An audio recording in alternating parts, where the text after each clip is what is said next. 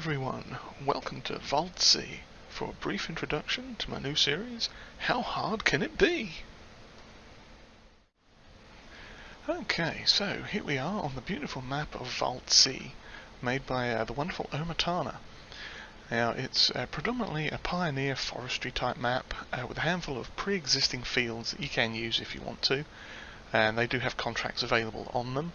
And there's a couple of sell points around that pretty much cover everything, and animal dealer and such like. But we'll see all that, what's going on here in a little bit. Now, as you might imagine from the title, this is going to be a survival challenge, or sort of pioneer type series of sorts, with some specific rules and settings, and the odd twists and sort of challenge thrown in here and there. Now, given Jeremy Clarkson's recent success with his Clarkson's Farm show, this series is sort of a tongue-in-cheek homage to him and some of the silliness and challenges and whatnot that he and the boys faced back in the Top Gear and Grand Tour days. Now, as you've probably guessed from the snow, we'll be running seasons, and we're going to be using the Bavaria Geo.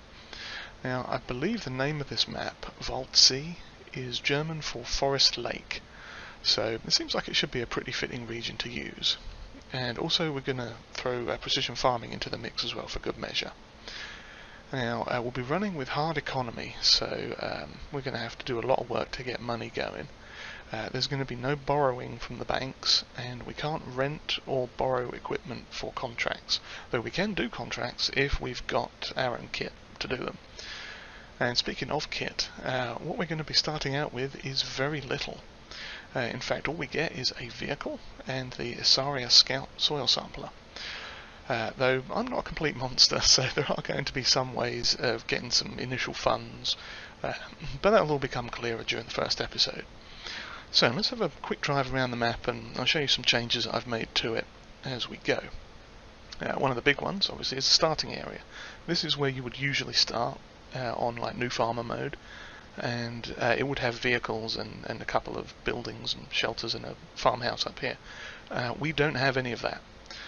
This truck that I'm standing on top of right now is just a temporary thing for the purposes of this tour. Now, if we look at the map screen here, what you would usually start out with is like this little cluster up around where I'm standing. But all we're getting is this one piece of land over here. Now, we're not going to go and look at that just yet.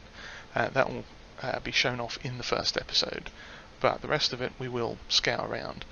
These are the fields over here, and the sort of shopping, the shop and the animal dealership and some other odds and ends there. And there's a few extra placeables that I've put in around the place. So let's head on down, and if I get in the correct side of the vehicle, not that it matters, but yeah, so I've done a little bit of work setting this up, and got some things set up over in the piece of land that we're going to start out on.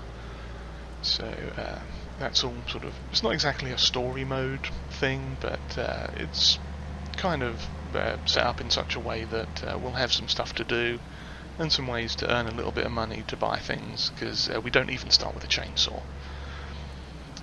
But yeah, the idea is for this to be a hard mode thing, and there's not going to be too many easy ways of getting stuff. We do have a number of mods installed that should help.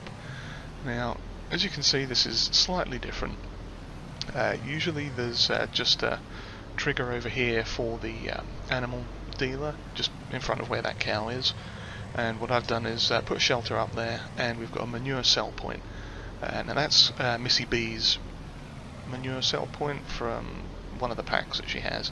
I forget offhand which.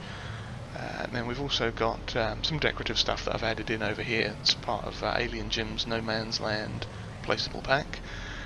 And we've also got a house, well, just like a decorative house from OmaTana's selection that come on the map. And one of the starting things we do have of sorts is the Kramer that's parked in here. Now, we can only use that when we're down at the store. So that basically stays here, but we can use it if we need to. Other than that, this is all fairly standard down here. Oh, we did put in a little pressure washer there as well. Now, we are going to pop over to the sawmill area quick, because there's a few things that have been added, mostly decorative, But yeah, it's just some things I wanted to do to kind of personalise the map a little bit. So we just drive around here, and let's see, there's some logs there on the side, and yeah, just some extra sort of decorative items added in just to sort of tart the place up a little bit. There's one of OmaTana's houses there.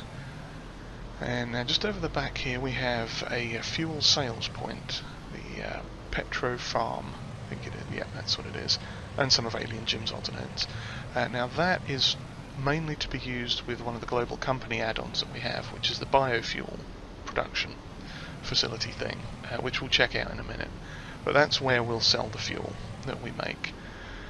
Now, if we just poodle along here, as part of the global company stuff, what I've also got added in is some of the sort of simpler, lower priced production type stuff. So we'll be able to do some fruit trees and some honey production, and I've also got the sugar beet pack installed, although none of those are actually placed at the moment because they're fairly cheap. Down here near the port sell point, I've gone the wrong way, and I'll just cut across the field, nobody's going to mind. But yeah, just sort of on the way to the port, or around here, yeah, it's the port sell point just there. This is the shop for the global company stuff, so we'll bring it around here and drop some stuff off at the back, and that will get sold for us. And the only other section that we've messed with has a couple of placeable things on it. We've got, let's see, it was the biofuels production, where you deliver canola, I think it is, and possibly methanol, which you have to buy from the store, and that then converts it into biodiesel, which you can use yourself or take to sell, which is what that sell point back by the lumber yard was for. And let's come up here, and this looks a lot different because previously this was just a flat, empty, placeable area with a bit of grass on it. So what we have here is some more of Alien Jim stuff, and let's open the gate and drive through there. Now just on the right here is just like a sort of storage tunnel area for if we have any vehicles we keep up here. Now we don't own this plot either at the moment. There's the biofuels production plant, so you pop in methanol and canola there, and you get, I think it's silage comes out as a byproduct, and the diesel itself. And then just up here we've got the flour production facility. And now this, you just bring corn in around to the back, you drop it off in here, and it processes at a certain amount per hour, I guess. And we get flour pallets, I think, on these little concrete pads. And that obviously we can take and sell pretty much anywhere at all three of the sell points around the place.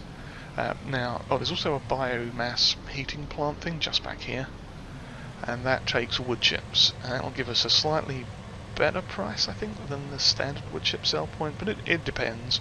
Obviously prices will go up and down according to seasons and how much we're using them and stuff, but it's just an alternative sell point basically for wood chips.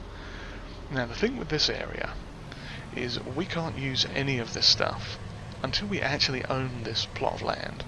Now if we hop back to the map screen quick, we can check it here, and it only costs 10 grand, or just over 10 grand to actually buy it, but that's not going to be one of the first things we do. But yeah, like I say, we can't actually use any of this stuff until we purchase this piece of land. So it's not exactly the so we don't basically have to buy the placeables outright, because they are. I think the production for flour was 100 grand to buy, and the biofuels was about 80, 85, something like that. And considering we're starting out with nothing and we've got seasons on, I figured that was a little bit too big of an ask to actually have to buy that outright, but we will have to purchase that land before we get going. So yeah, here's the back at the shop area here. Let's take a quick look out over the lake, and this is Well End, so it's just a short introduction basically to what this series is going to be about. I'm not sure there's anything much else that needs to be said for now. Sort of hard mode with some exceptions. No loans, no rentals of equipment. Things have to be sold at the shop. There's a few sort of placed objects that we can sell eventually, but we have to bring them down here to sell them. Even though they're placeable things, they're movable, placeable things. But yeah, it's going to be a few little challenges and like goals to achieve as part of the Let's Play series. But yeah, other than that, it's going to be an interesting, I think, an interesting twist on the whole sort of survival challenge thing. Basically start from scratch, zero money or close to it, and see where we go and how long we can, sort of how long it will take to get like a farm up and running and all that sort of fun stuff. So yeah, hopefully you'll all come and join me on the series. So if you've enjoyed this little introduction, then please give us a like and hit the subscribe button. That's always handy as well. And comments are always welcome. And if you'd like to share this video, that would be greatly appreciated. So yeah, thank you all for taking the time to watch this, and I hope to see you on the series full when it gets started. I shall get working on that and see you all soon. Cheerio.